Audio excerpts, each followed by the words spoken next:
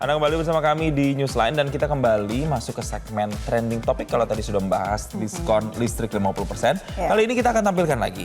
Satu dari dua trending topik berikutnya adalah sidang etik polisi kasus konser DWP yang sampai dengan siang ini sudah mencapai 5.000 pencarian. Iya, pada hari ini 3 anggota kepolisian menjalani sidang etik ya atas kasus ini. Kita akan bahas lengkapnya dalam trending topik Newsline berikut ini.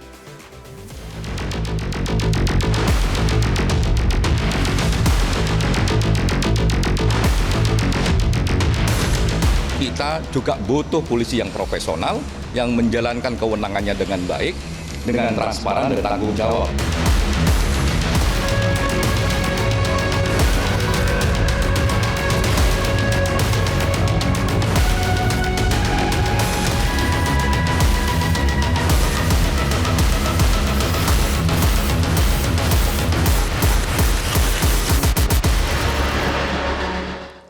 Nah pemirsa, hari ini Div Propam Polri kembali menggelar sidang etik di gedung TNCC Mabes Polri terhadap 3 polisi yang diduga terlibat kasus pemerasan 45 warga negara Malaysia. Ya, ini mereka adalah AKBP Malvino Edward Justisia dan 2 mantan bawahannya. Dan hal ini juga sudah dikonfirmasi oleh anggota Kompolnas Khairul Anam pada hari Kamis pagi. Meski begitu, Khairul Anam tidak menjelaskan terkait dengan identitas 2 mantan bawahan ex-Kasubdit Ditres Narkoba Polda Metro Jaya AKBP Malvino tersebut. Nah, Khairul Anam hanya menyebut ada 2 orang dari unit reserse narkoba Polda Metro Jaya. Dan untuk diketahui pemirsa, AKBP Malvino sebenarnya sudah menjalani sidang etik pada hari Selasa ya, 31 Desember lalu. Nah, dalam sidang itu majelis etik memeriksa belasan saksi, namun pemeriksaan belum rampung dan juga dilanjutkan hari ini. Selain itu ada juga 2 polisi lain yang juga disidang etik pada hari Selasa 31 Desember yang berlangsung sekitar 17 jam dan memutuskan pemberhentian tidak dengan hormat atau PTDH terhadap 2 polisi sebagai anggota Polri. Ya, ini mereka yang kemudian terkena PTDH adalah mantan Direktur Reserse Narkoba Polda Metro Jaya, Kombes Donald Parlaungan Simanjuntak. Kemudian ada 1 polisi lagi lainnya yang berinisial Y yang diberhentikan secara tidak hormat. Oke, nah ini kan berkaitan dengan pemerasan di konser DWP ya beberapa waktu lalu. Kita pengen lihat dulu, nah ini ada grafik yang bisa Anda saksikan. Ada daftar 34 polisi yang dimutasi terkait dugaan pemerasan WN Malaysia di acara DWP. Betul, dan sejauh ini informasi yang kami dapatkan mereka yang diperiksa saat ini di Propam Polri atau menjalani pemeriksaan saat ini sudah ditempatkan di penempatan khusus ya atau patsus begitu. Dan kalau kita melihat secara holistik begitu kasus yang menyeret belasan polisi hingga puluhan polisi ini maksud kami itu terkait dengan pemerasan terhadap warga negara asing, khususnya ada 45 warga negara Malaysia yang mengalami kerugian sampai dengan 2,5 miliar rupiah. 2,5 miliar rupiah, angka yang cukup besar pemirsa. Nih kasus polisi yang diduga melakukan pemerasan terhadap warga negara Malaysia. Nah sedikit saja kami sampaikan merujuk pada daftar 34 polisi itu yang dimutasi. Ada Irjen Karyoto selaku polisi berinisial Y, juga diduga AKP Yudi Trinata Saiful. Tadi ada juga mantan Panit 1, Unit 3, Subdit 3 Ditres Narkoba Polda Metro Jaya.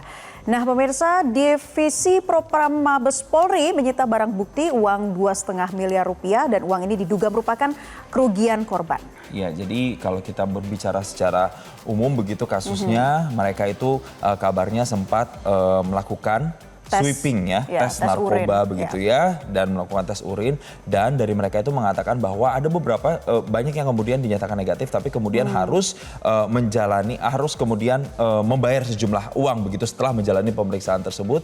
Dan mereka polisi-polisi ini ternyata Naila itu dari satuan unit kerja yang berbeda-beda ternyata. Jadi memang masih didalami apakah memang mereka ini sebenarnya saling berkaitan satu dengan yang lain atau memang setiap satuan unit kerja ini melakukan dalam tanda kutip pemerasan secara inisiatif sendiri begitu. Betul, dan apakah hal ini sudah pernah dilakukan juga sebelumnya? Nah ini juga mesti didalami begitu ya, berapa kali kemudian anggota polisi yang saat ini sedang melakukan sidang etik melakukan tindakan tersebut. Bahkan pemirsa, uang ini ditampung di sebuah rekening khusus yang telah disiapkan ternyata ya dari tadi sejumlah polisi yang berasal dari satuan yang berbeda-beda, namun ada beberapa yang berasal dari Ditres Narkoba ya Jason. Betul, dan untuk itu Khairul Anam sendiri dari Kompolnas Kompolnas mengatakan bahwa nantinya pihaknya akan memberikan rekomendasi kepada Direktur Reserse Narkoba di seluruh Indonesia terkait dengan tata kelola penanganan narkoba. Untuk itu kita akan kembali simak pernyataan dari Khairul Anam berikut ini. Kami mengapresiasi kepolisian, satu dengan melibatkan Kompolnas. Yang kedua, struktur peristiwanya juga diurai sedemikian rupa. Dan ya kami mengapresiasi profesionalitasnya. Salah satu yang paling penting begini, makanya waktunya sangat lama, ya. Semua orang punya hak, mau yang terduga maupun penuntutnya. Yang terduga punya hak untuk menghadirkan saksi yang meringankan. Itu kemarin juga diproses semua, termasuk juga dikonfrontir antara saksi yang meringankan dan saksi yang memberatkan. Dan menurut saya metode itu, mekanisme itu profesional untuk mendapatkan siapa yang memberikan keterangan jujur, siapa yang memberikan keterangan tidak jujur, tidak lengkap, tidak faktual dan sebagainya. Sehingga majelis bisa meyakininya. Dan kemarin majelis meyakini ya atas semua kesaksian itu dan diputuskan PTDH untuk dua-duanya. Nah, nanti yang ini kita lihat apakah ada PTDH lagi ataukah tidak. Saya sih berharap tidak hanya soal ujungnya PTDH ataukah tidak, tapi harapan yang lain adalah mekanismenya. Karena mekanisme ini akan menjamin ya terangnya peristiwa dan belajar dari terangnya peristiwa ini tidak boleh terulang kembali. Dan kami Kompolnas juga akan memberikan rekomendasi atas kasus ini. Bagaimana khususnya di narkoba ya di seluruh Indonesia tata kelola soal penanganan narkoba. Kita semua pasti yakin kita tidak setuju narkoba banyak di Indonesia, tapi kita juga butuh polisi yang profesional yang menjalankan kewenangannya dengan baik, dengan transparan dan tanggung jawab. Lah, kasus ini menjadi pembelajaran kita semua. Jadi kalau kita bisa mereview kembali kasus ini, diduga memang ada oknum-oknum polisi yang memeras 45 warga negara Malaysia saat menonton konser DWP di Kemayoran, Jakarta Pusat. Itu yang berlangsung selama 3 hari mulai dari tanggal 13 sampai dengan 15 Desember 2024. Ya, belasan anggota itu dari Polda Metro Jaya, Polres Metro Jakarta Pusat, dan Polsek Kemayoran. Dan dugaan pemerasan ini berbuntut dengan dimutasinya puluhan personel polisi di jajaran Polda Metro Jaya, pemirsa. Nah, akhirnya juga dilakukan mutasi besar-besaran terhadap 34 anggota jajaran Satuan Reserse Narkoba.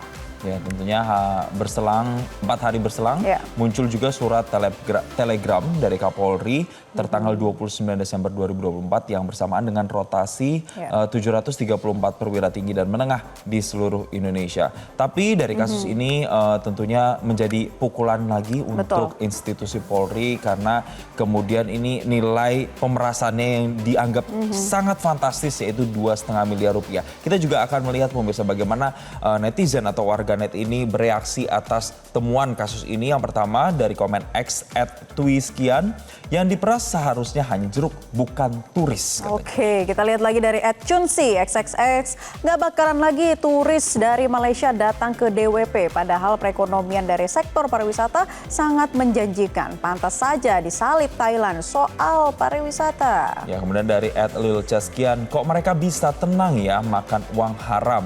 Seberdosa-berdosanya mereka nggak ada sedikit rasa bersalah gitu.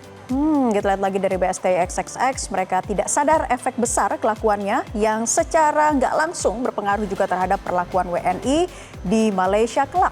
Ya, ada juga @kangmirsekian, kasihan polisi-polisi yang baik juga kena imbasnya. Jadi memang ada beberapa efek, mulai dari efek secara image pariwisata kita, ini juga nantinya sedikit banyak bisa terimbas.